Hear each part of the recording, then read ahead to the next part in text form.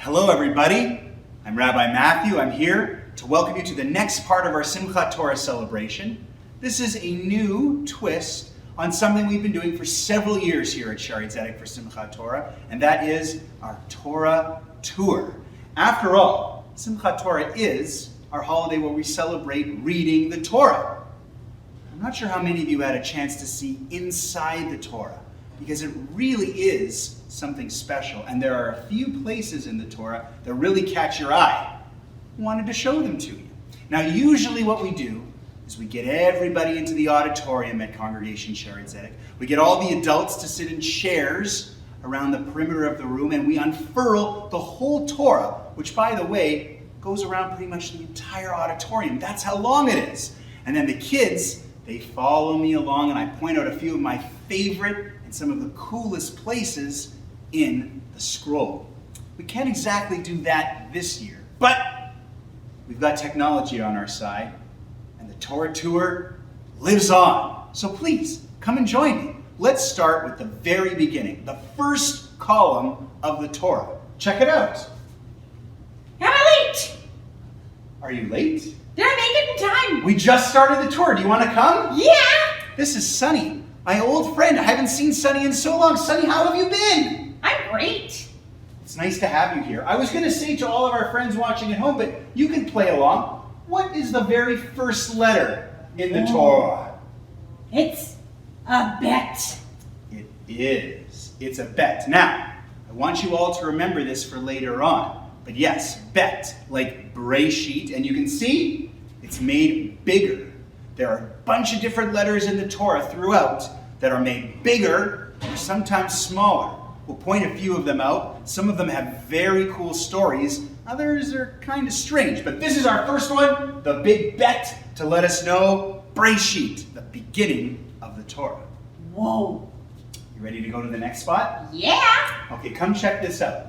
The Torah, you may know, is made up of 5 books. You'll see in a second that it's easy to tell where a new book begins in the Torah scroll because there's a big gap. But before we get to the next book, I want to show you one of my favorite places here in the first book of the Torah, which is also called Breshit, or in English, sometimes people call it Genesis. But here we go.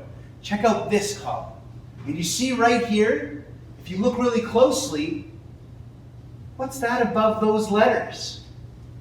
It's dots. You mean somebody didn't make a mess on that page? Well, it does kind of look like it, doesn't it?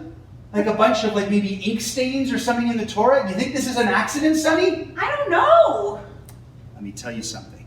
There are no accidents in the Torah. These dots above this word are very, very important. Now, there are a few places in the Torah with lots of little dots, actually.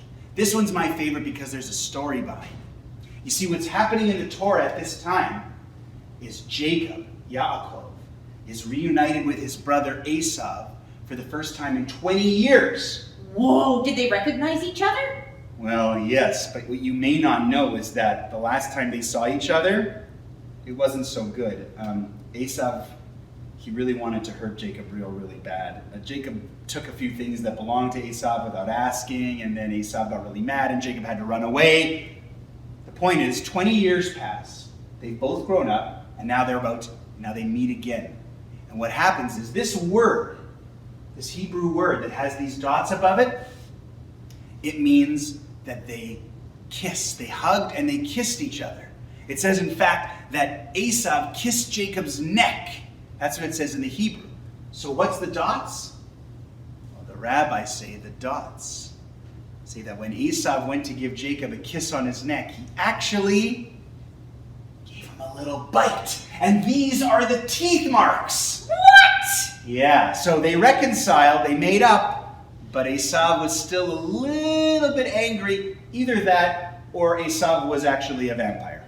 Huh. Well, it is almost, that holiday, Halloween. Oh, I thought you were going to say Maybe Purim. you have vampires on the brain, Rabbi Matthew. Maybe. Anyway, isn't that cool with the dots? It's really neat. I've never heard that story before. Well, now you do it. Now you know it. So, you ready to keep going? Yeah. Let's do it.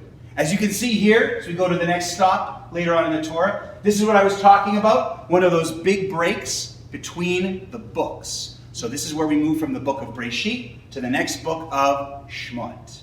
Now Shmot, or Exodus, has some really cool moments in the Torah and really cool moments in the history of the Jewish people. Like what? Well, have you ever heard of the splitting of the sea? Yeah. Check this out. This is the way it looks in the Torah. Whoa! This is maybe the coolest page in the whole Torah. Look at how it's so laid out with all these spaces and everything like this. It's beautiful. Some people say it's meant to look kind of like how the sea was, with the two walls of the sea on both sides. Whoa, Rabbi Matthew, you just blew my mind. Well, I'm glad you like it, because this is one of the best Torah readings too. People always stand in synagogue for it. You sing it with a special tune, with a special melody. They call it Shirat Hayam, the Song of the Sea. So right after Bnei Israel, the Israelites went through with the sea parted, they sang this song, and this is the way it looks in the Torah, with all these weird gaps. Some people think it looks like building blocks or bricks. Other people say that the white spaces between the words are places for us to put in our own interpretations. Whatever the explanation, I think we can all agree, this is a pretty cool, eye-catching spot in the Torah. Haha, pretty good. Well, hello. Who's hello, this? Hi, I am Abraham Avinu. Abraham, Yeah. you're one of the characters in the Torah. It's so great to have you for our tour. When did you get here? Well, I was visiting all the sukkahs here in Winnipeg, and then they told me that I have to be isolated for 15 days. So here I am. Does this mean that I need to be isolated for 15 days? I don't know. We can figure that out after. But I'm glad you're here for the Torah tour. Yeah, and actually, because I was born before the Torah was revealed to the Jewish people, I've never seen the Torah. Are you serious? Well, we can't go backwards in the Torah, Abraham, to see your name and where they're in there. But take it from me. You are in there. Why don't you join me as we keep going forward? That's a great idea, Rabbi Matthew. Awesome. So now we've got you and we've got our friend Abraham. Maybe we'll see Sonny again or other friends. But pretty much right after this splitting of the sea, this Shirat Hayam, we get to Har Sinai, Mount Sinai, which is where the Jewish people, Bnei Israel, received the Torah from God. And it includes something very famous a lot of people have heard of, Aseret HaDibrot. Sometimes in English we call it the Ten Commandments. Have you heard of this? Kind of. Well, Abraham, I'm about to blow your mind. It starts here at the bottom of this column. This is the beginning of the Ten Commandments. And it continues over into the next column to the top. The Ten Commandments, the start of the laws that the Jewish people received from Hashem. That's amazing. I like it too. I think it's pretty cool. It's another one of those very special Torah readings where people in synagogues stand because we like to recreate what it was like for our ancestors at Har Sinai. Were you at Har Sinai? I don't remember. I might have. I think we call it differently back then. What did you call it? I don't know. With some kind of weird word in Aramaic. Oh, yes, of course. Well, my Aramaic is very rusty, so I'm not going to go there. Why don't we keep going through the Torah, okay, Abraham? Let's get to it. After we get through the book of Shemot, the book of Exodus, we get to another book called Vayikra, Leviticus. And I'll tell you a little secret. There's not a lot of exciting stuff in Vayikra. It's a lot of laws and rules and not a lot of story. And there's no splitting of seas or Ten Commandments or anything like that. And there's no bite marks in the Torah. It's a little dry. So, in that case, if you don't mind, I'm gonna kind of keep going my way. There's Okay. lots of places that I wanna know of Winnipeg. Well, enjoy your tour of Winnipeg, but if you want to come back, there are some cool spots in the Torah we'll be seeing later on, and you're more than welcome to come back. Okay, that sounds great. Thanks for dropping by, Abraham. Thank you for your teaching. Bye, everyone. Chag Sameach. Chag Sameach. Well, Abraham is leaving, but hopefully you'll stay because now we're going to get to the fourth book, which is Bamidbar, Numbers. And there's a few more really cool places in the Torah I want to show you. I have to be honest, I may need a little bit of help with the next spot in the tour. It's a weird spot for me. It's still in the book of Bamidbar, the book of Numbers. Come take a look at this. You see this right here? This line in the Torah is very famous. We use it in our Siddur, in our prayer book, in our services. Anytime we open the ark and take the Torah out of the ark and read from it, like we do on Simchat Torah, we say, Vayehi binso Aharon vayomer Moshe. Have you heard that before? Well, it comes from the Torah. It comes from right here. These are those words. But look, there's something very weird at the beginning and the end of this little section. Almost like backwards or upside down letters. But I can't quite make it out. If only I had a little bit of help. Maybe the mitzvah tree would know what these letters are. Well, hello. Mitzvah tree! Ah, perfect timing. Did you happen to hear what I said? I need a little bit of help identifying these strange letters in the Torah here around Vayehi binso Aharon. Have you ever seen this before? Can you make anything of it? Well, I kind of know it. But you see, these days, I can't find anything myself. I lost all my leaves now that we are in the fall. So you need me to help you, but I need you to help me. Well, maybe between the two of us, we can figure that out. Well, let's try. It looks to me like these are the letter Nun. Would you agree? Yes, that's what it is. But why is it upside down? Yeah, upside down, maybe a little bit backwards. Actually, different Torah scrolls, sometimes they're upside down, sometimes they're backwards, sometimes they're upside down and backwards. It's pretty weird. And can I tell you the truth, Mitzvah Tree? I've never really heard a great explanation for what they're supposed to mean. Lots of people say different things, but the truth is, they're a bit of a mystery. They're maybe the biggest mystery, not Mitzvah Tree, mystery in the Torah. Wow, so maybe instead of a mitzvah tree, you need a mystery bush. Maybe. I never knew there was such a thing as a mystery bush. All I know, one time someone said to me that it's possible that these lines, Vayehi binso Aharon, were supposed to be in a different place in the Torah, and maybe they needed to be moved. And that these backwards, upside down nuns were supposed to mark it so that maybe one day they could be moved to a different part of the Torah. Seems kind of strange. Like I told you, it's a bit of a weird situation, but that's the best I can come up with. All I know is they look pretty cool. They do. Wow, thank you for that, Rabbi Matthew. Well, Mitzvah Tree, thank you for stopping by. I hope that the winter is not too cold for you and that the next time I see you, your leaves are back. Okay, I'm going to get some of my leaves if I can find them. Bye. Bye, Mitzvah Tree. Bye. We have one more book left in the Torah. Come and check it out with me. The last book of the Torah is called Dvarim, or in English, Deuteronomy. And it has maybe the most famous line in the whole Torah. And remember I told you that there are some bigger letters in the Torah? Well, there are going to be two in this line. Come check it out. Look. Oh, Sonny, you're back. Whew, just in time. Can I show you what I was about to show everybody back home? Yeah! Okay, well, do you see the two huge letters? There's a big Ayin and a big Dalet.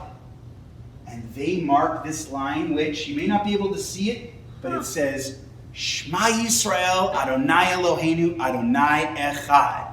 Whoa! Ever heard that line before, Sonny? Yeah! I'll bet you have. We sing it at bedtime. Yep. Sometimes I even sing it in the morning. Yep. I've heard it at shul. Yep. And it's even written on a teeny tiny scroll in the mezuzah on the doorpost of my house. It's amazing, right? It's one of the most important lines in Judaism, and it comes from right here in the Torah. And even more special, they have these big letters. But why? Well, there's a story. You see, Ayin and Daled together spell Ed, which is the Hebrew word for witness. And it's because this Shema prayer is supposed to be like a witness. Because what does the Shema prayer talk about? It's basically the philosophy of Judaism. We have one God, and that God is Adonai, our God. One God. Remember, when Judaism came around, all the other religions, they had lots of gods. Hundreds, thousands. Judaism came around and said, one God. This is a big deal, a game changer. And so that line with those as a witness for all time about what Judaism is all about, it looks even more special in the Torah. Adonai Echad. You got it, Sonny. Pretty great. Thanks for showing me. Will you hang around so I can show you the end of the Torah tour? Because we're almost there. I would love to. Check this out. One more stop before the end. This is also laid out pretty interesting. 2 long columns. Almost like a poem. And you know what? Love poems. Me too. Though this poem is actually kind of a challenging poem. Some poetry is tough to understand. This poem is sometimes called a song, actually. Sometimes they call it a song, sometimes they call it a poem, but it's called the Song or Poem of Moses. You see, Moses, he appears in book number 2, Shemot, and he is the main character of the Torah until the very end. And the Torah ends actually with him as an old man, 120 years old, and he dies. But before he does, he writes down a special, kind of angry poem. And this is it. And it actually continues on to the next column. See how special it is with the way it's laid out? Very neat. Do you think he was writing out his feelings? Oh, I definitely think he was writing out his feelings. My mom sometimes talks about that, you know? About writing out your feelings? Yeah. That's good. I didn't know people did that in the Torah too. Yeah, it's hard to say if this was supposed to be something that Moses kept for himself or if he wanted to share it with people, but if he didn't want to share it, he probably shouldn't have written it down and put it in the Torah. Good point. So, but he did. It's okay, we have it, and it looks pretty cool. Sure and does. It's the Song of Moses, almost at the end of the Torah. Which brings us to our last stop. Check this out. The last page, well not page, the last column of the Torah. Here it is. And remember I asked you what the first word of the Torah is? First letter, I mean. Look at the bottom and check out the last letter of the Torah. You were good with the first letter. What's the last letter, Sonny? Give me a clue. Well, the word is Yisrael. Oh, that's right. That's that letter. It's extra long. It's a lamed. Sonny, you did it again. Now, here's a cool little teaching to finish off our tour. On Simchat Torah, when we finish reading the Torah, we immediately go to the very beginning and we start reading the Torah again. We don't wait. We finish it, we go right back to starting it again. Most people don't read books like this. When you finish a book, it's over. Or when you finish a movie, it's over. But we always go back and we restart the Torah. The Torah is so special and we're always looking for new things. Which means if you connect the last letter of the Torah, Lamed, to the first letter of the Torah, Bet, you get Lev. Do you know what Lev is? Heart. A heart. I love hearts. Yep. It just blew my mind again. And this is a way for us, without even sometimes thinking about it, to be reminded that we need to have a love for the Torah. Well, I do. Don't you? Of course. And I hope after this Torah tour, you do too.